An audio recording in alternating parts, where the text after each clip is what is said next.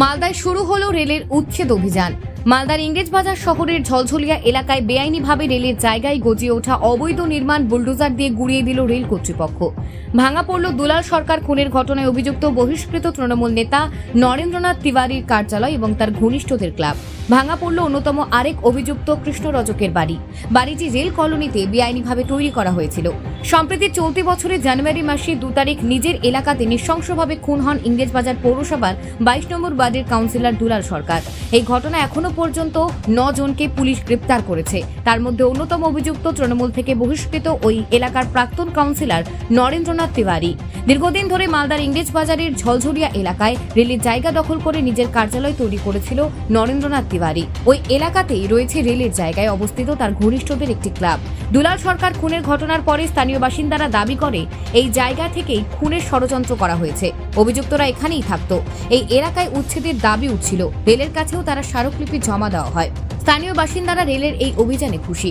এই বিষয়ে স্থানীয় বাসিন্দা রতন সিনহা জানান, রেলের তরফ থেকে যেটা উচ্ছেদ অভিযান চালানো হয়েছে এখন অব্দি যেটা ভাঙা হলো, আমরা দেখলাম যে সমন্বয় ক্লাব আর লুতেবাড়ি যে ক্যাম্প ছিল এটা ভাঙা হয়েছে।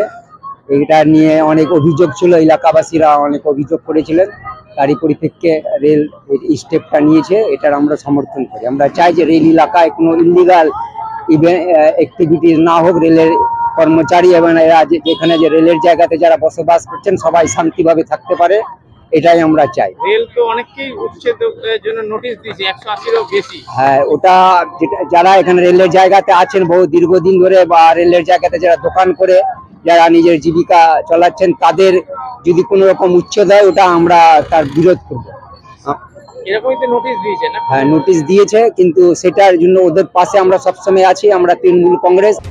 এই বিষয়ে স্থানীয় তৃণমূল কাউন্সিলর গৌতম দাস জানান, না, তিনি আমাদের দলের আর প্রাক্তনও নাই, কারণ দল থেকে ওনাকে বহিষ্কার করে দেওয়া হয়েছে।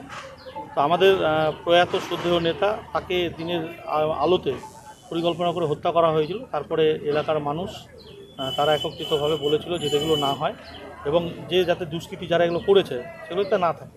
এবং রেল এটাকে পলিসি করে আজকে এখানে না খালি খড়গপুর, আমাদের কাছড়াপাড়া সমস্ত জায়গাতে রেল গরিব মানুষকে উচ্ছেদ করার জন্য যে নোটিশ দেওয়ার, সেই নোটিশ সর্বত্র দিয়েছে এবং গরিব মানুষকে উচ্ছেদ করার পরিকল্পনা নিয়েছে।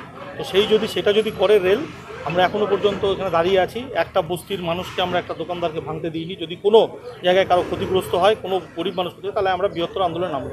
আমাদের পার্টি সবসময় গরিব মানুষের পাশে, গরিব মানুষের স্বার্থই হচ্ছে আমাদের স্বার্থ। আজকে নরেন্দ্রনাথ তিওয়ারির ভবিষ্যতের ক্লাব ভেঙে দেওয়া হলো, পাশাপাশি দপ্তর ভেঙে দেওয়া, আপনারা তো আন্দোলনে না, সেটা আমরা অবশ্যই আমরা দোকানদারদের জন্য আছি, আমরা বস্তির মানুষের জন্য আছি। সেটা ব্যক্তিগতভাবে কেউ অভিযোগ করেছে এবং কেউ কিছু করেছে, কিছু ক্রিমিনাল অ্যাক্টিভিটিস হয়, এই অভিযোগ আছে এলাকার। এই বিষয়ে বিজেপির দক্ষিণ মালদার সভাপতি অজয় গাঙ্গুলি জানান, দেখুন, এটা সম্পূর্ণ রেলের ব্যক্তিগত ব্যাপার। রেলের সম্পত্তির ওপর যারা বসেছে তাতে রেল দপ্তর ঠিক করেছে সেই সম্পত্তি তাদের রেলের কবজাতে নিবে। তাতে যেখানে যার যেরকম কনস্ট্রাকশন থাকুক না কেন, রেল অনেক দিন ধরে তাদেরকে নোটিশ পাঠিয়েছে এবং সেই নোটিশ পাঠানোর পরেও যারা নিজেদের জায়গা খালি করে চলে যায়নি, রেলের মতন করে কাজ করবে এটা বলেছে। তার অঙ্গ হিসেবে আজকে যেসব জায়গাতে রেলের জায়গাতে ঝলঝলিয়ায় অন্য লোকরা দখলদারি করে রেখেছিল এবং দখলদারি করে নানা রকম কাজকর্ম করছিল, রেল যেটা ভেবেছে সেটা করেছে। এর মধ্যে আমাদের কোনো বক্তব্য নাই। রেলের জায়গা রেল পরিষ্কার করবে, এটা স্বাভাবিক আছে। মালদা থেকে পরিতোষ সরকারের প্রতিবেদন, নিউজ টুডে।